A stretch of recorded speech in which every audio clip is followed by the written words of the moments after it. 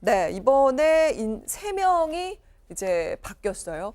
물론 이제 그 국세청장 후보자 같은 경우에는 그 청문 절차를 거쳐야 되긴 하지만 일단 그 임명된 3명에 대해서 저희가 좀 짚어볼까요? 네, 저희가 어제 이 시간에 전해드렸었는데요. 먼저 이제 가장 눈에 띄는 게 인사수석입니다. 이 김혜숙 청와대 인사수석 같은 경우에는 이 문재인 대통령과 27년이 인연이 있어가지고 이 법무부인 부산에서 함께 일을 한 인연이 있다고 하고 있고요.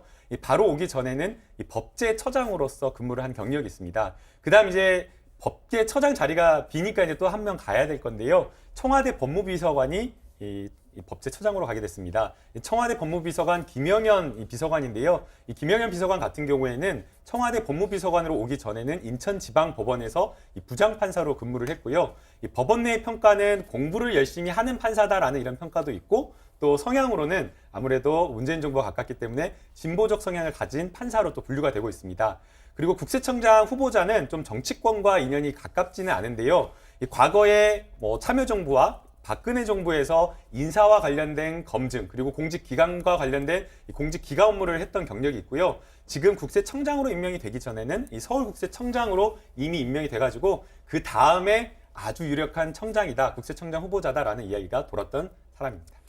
네, 이 3사람 모두 어쨌든 문재인 대통령과의 인연이 다 조금씩은 있는 사람들입니다. 조금 이따가 또 그 부분은 짚어볼 텐데요.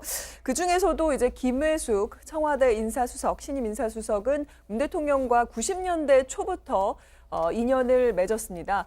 그 문 대통령이 대통령 후보 시절에 김회숙 당시 변호사의 인터뷰를 먼저 잠깐 준비했는데요. 보고 오시죠. 연수원을 나가는 젊은 예비 법조인들에게는 굉장히 롤 모델로 많이 알려져 계셨기 때문에 문 변호사님처럼 훌륭한 변호사가 되고 싶다 이런 생각으로 그냥 아무 연고도 없는 부산에 지원을 하게 된 거거든요. 시간이 지날수록 어쩜 이렇게 한결같으실 수 있을까 이런 생각이 드는 분이었어요. 그래서 저는 그게 굉장히 신기하다, 존경스럽다 못해 이제 신기한 부분이기도 하죠.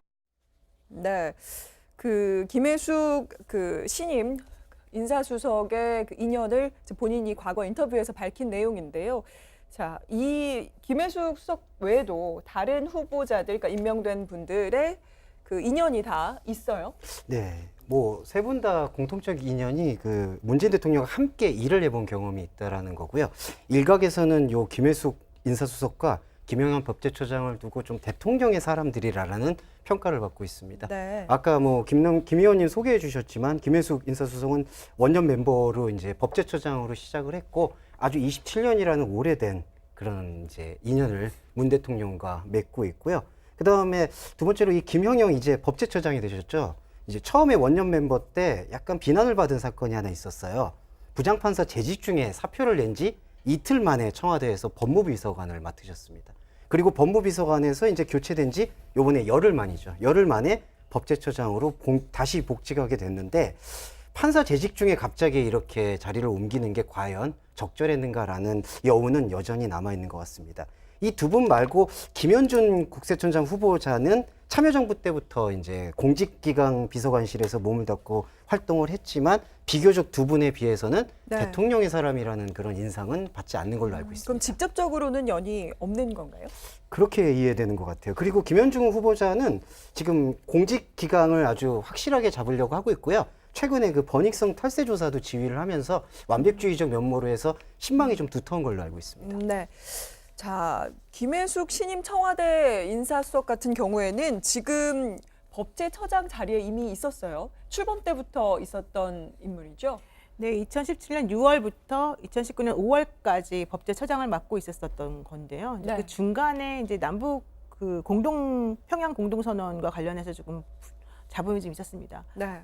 우리가 그때 얘기가 뭐였냐면 문 대통령이 평양 공동선언하고 그 남북군사 합의서 비준과 관련해서 그 야당하고 조금 뭐 신경전이라면 신경전일까 이런 걸 이제 벌이고 있었었는데 당시 법제처에 먼저 유권 해석을 의뢰한 적이 있었었는데 이 법제처에서는 괜찮다 이런 식으로 판단을 내렸단 말이에요. 여기에 대해서 야당 의원들은 이거는 정부에 그냥 맞는 방식으로 해석을 내린 거다. 이거는 정말 말 그대로 그 코드 해석이다 이런 얘기를 많이 했었거든요. 그래서 그런 것들 때문에 좀 문제가 됐었는데 사실 저는 그 논란 자체는 조금 부적절했다라고 생각을 해요. 왜냐하면 법제처에서 당시에 그 이런 식의 그 비준이라고 하는 것이 잘못되지 않았다라고 네. 얘기한 것은 충분히 법적 근거가 있는 거였었기 때문에 그거 자체를 가지고 뭐라고 할 건 아니다. 다만 저는 이번 인사수석을 비롯한 여러 가지 인사에는 조금 여러 가지 측면에서 좀 야당이 말하는 걸 귀담아 들을 필요가 있다고 생각하는 게 네. 뭐 말하는 그 회전문 인사, 뭐 코드 인사 이런 것들은 사실 그 비난에서 완전히 자유로울 수는 없을 것이다 생각합니다. 네.